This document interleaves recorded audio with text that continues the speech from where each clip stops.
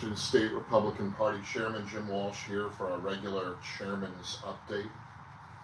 As I've been saying the last few weeks, there's so much going on this spring and summer and into the fall. It's going to be very, very busy here in Washington in politics and law and policy. And this week there was terrible news out of Longview, Washington. There was an industrial accident at the Nippon Dynawave paper products factory facility along Industrial Way in Longview. A gigantic tank that contains a chemical compound used in making paper out of wood pulp failed, collapsed, imploded, some people call it, and spilled the chemical compound out into the facility. The actual tank was so big, its collapse was, people around said it was like an explosion. And unfortunately, a number of employees at that facility died in the collapse. At current count, it looks like it'll be about 10 of the employees at this facility died this week. It was a great tragedy. It was a terrible industrial accident, one of the largest we've had in Washington State in a long time. The local fire departments and federal Environmental Protection Agency, EPA, emergency crews are in the recovery process still a few days later, cleaning up and investigating, finding out exactly how this accident happened.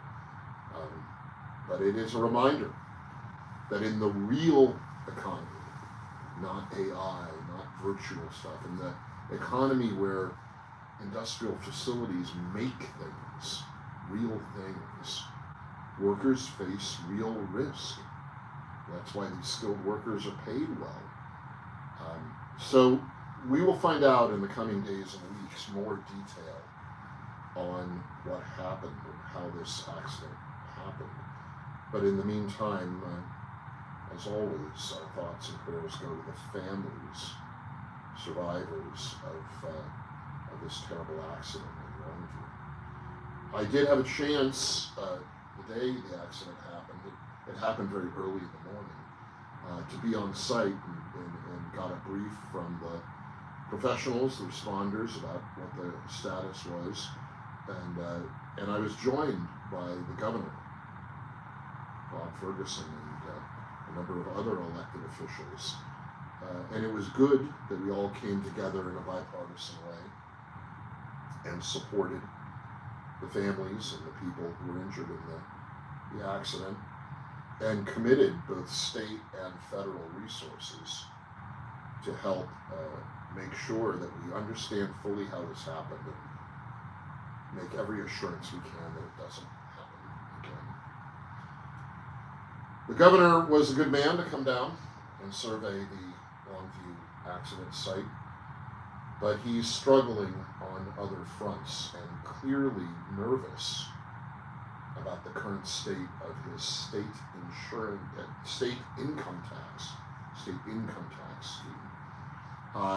Just this week, it was announced that the initiative to repeal Ferguson's state income tax is off to a booming start, perhaps a record number of signatures gathered in support of the initiative to repeal the state income tax scheme.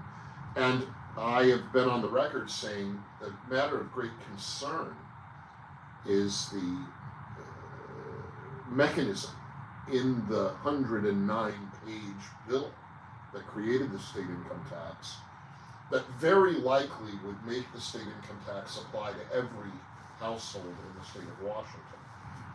As I've said before, only one small paragraph of the entire 109-page document has to do with the household income exclusion, the deduction. Remove that one paragraph out of 109 pages, And the state income tax program is a state income tax, 9.9% on every household in Washington.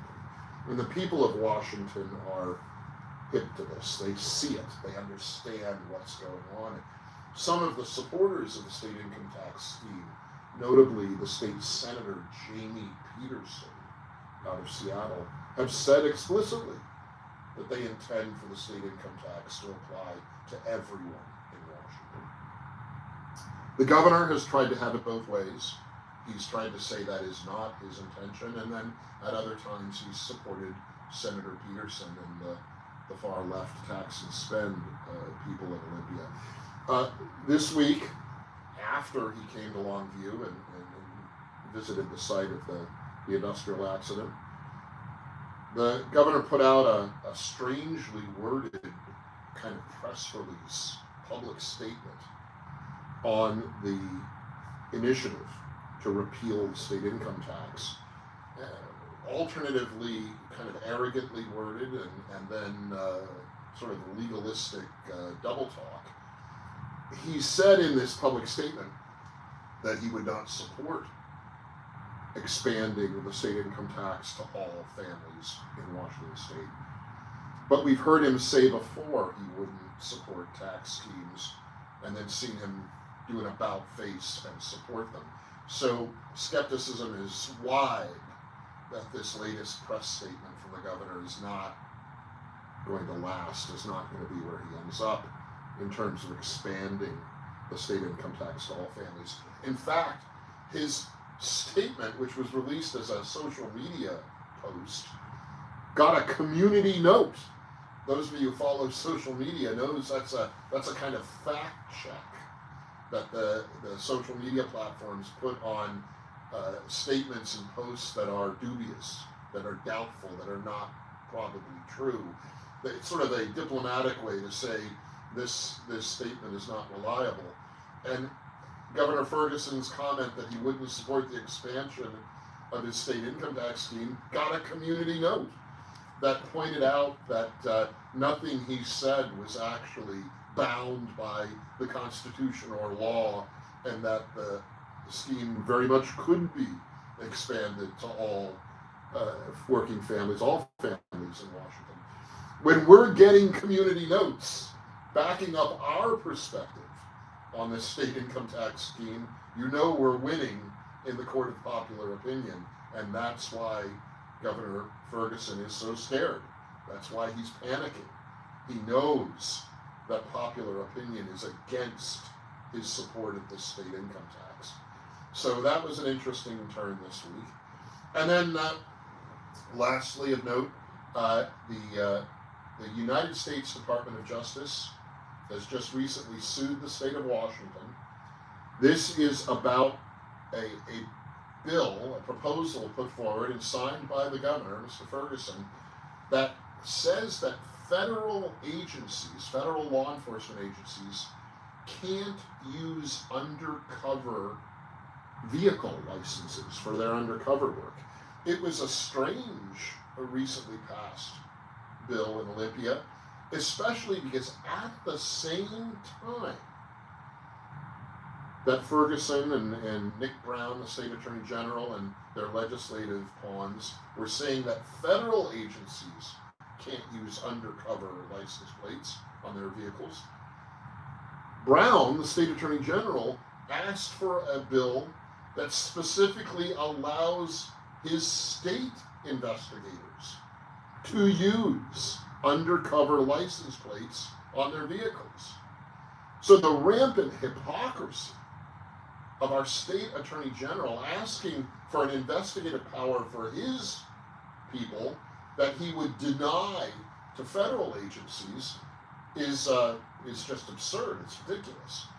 And so the United States Department of Justice has sued, pointing out that state policy here in Washington, pushed by Ferguson and Brown and Peterson and the others, is self-contradicting on its own terms. We allow the state investigators to use undercover license plates, but not federal investigators. It's a kind of a black eye for Ferguson and Brown particularly.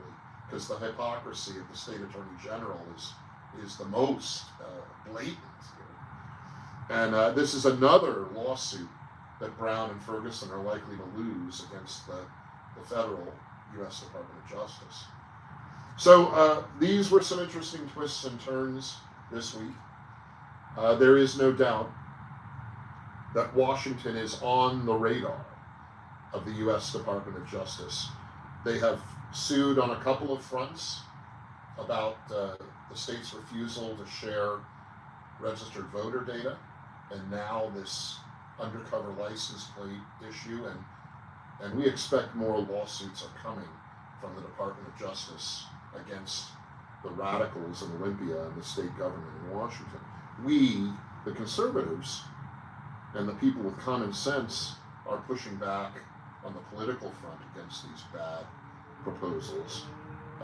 And the initiatives are hopeful that the fast start for the initiative to repeal the state income tax and the ongoing effort that we have to get the voter ID initiative qualified are going to give us a lot to do this summer, the next month or so that we have to collect signatures on those two initiatives.